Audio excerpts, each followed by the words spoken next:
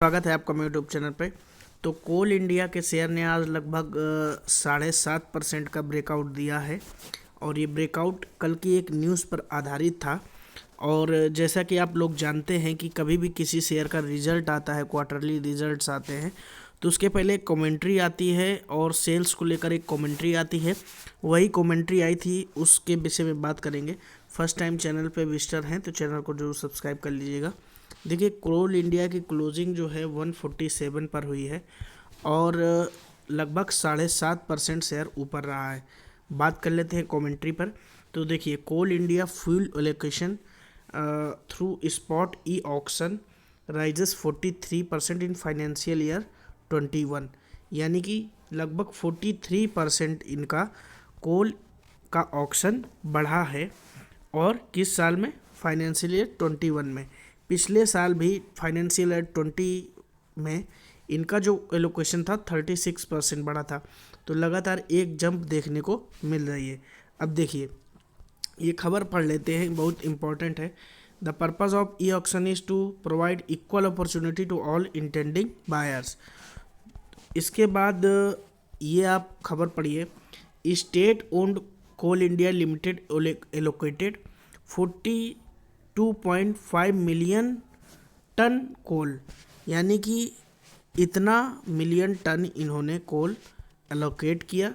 उसके बाद registering year on year increase of 42.5%, यानी कि प्रोडक्शन और उसका डिस्ट्रीब्यूशन बढ़ रहा है। ऑब्वियस सी बात है कि शेयर के दाम बढ़ने हैं क्योंकि उनकी सेल्स बढ़ रही। इसके अलावा बात की जाए एक और इम्पॉर्टेंट पॉइंट की, तो which accounts of 80% of domestic coal output is eyeing 1 billion tonne production by 2023-2024। बात आप समझ रहे हैं कि 1 बिलियन टन का टारगेट इन्होंने रखा है 2023-24 तक। अब बात कर ली जाए टारगेट क्या बताए जा रहे हैं।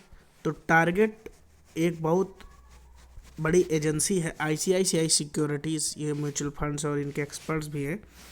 तो इसके टारगेट जो बताए जा रहे हैं 234, लेकिन मेरा ऐसा मानना है ये टारगेट आसानी से मीट कर सकता है और उसके बाद लगभग आपको 260 के लेवल के टारगेट्स देखने को मिल सकते हैं। तो ये टारगेट बताए जा रहे हैं। अब कुछ इम्पॉर्टेंट फैक्टर समझ लेते हैं। इम्पॉर्टेंट फैक्टर पिछले कुछ महीनों के पिछले कुछ समय के रिटर्न्स देखिए।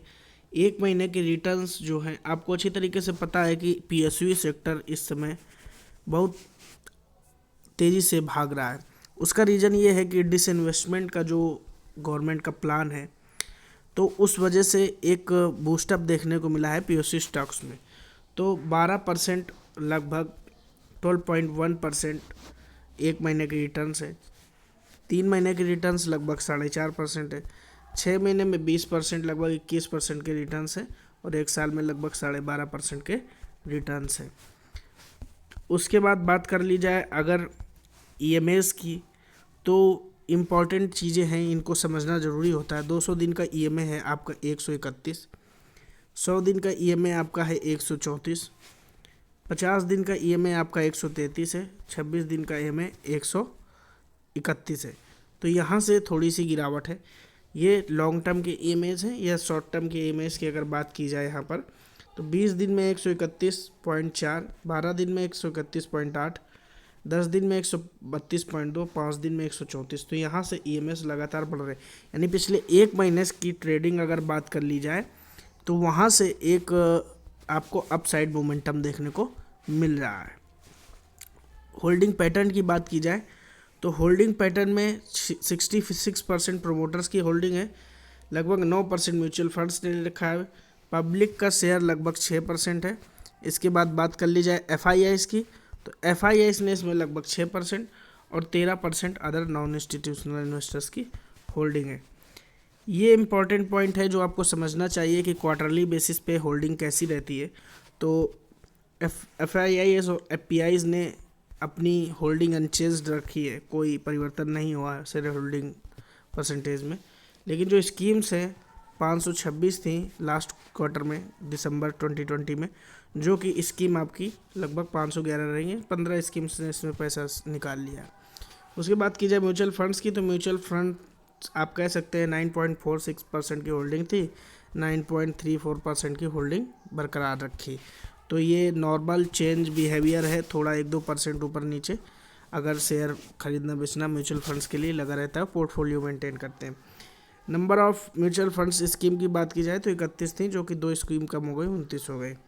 इंस्टीट्यूशनल इन्वेस्टर्स की बात की जाए तो 28.72% थे, जो 28.42% रह गए।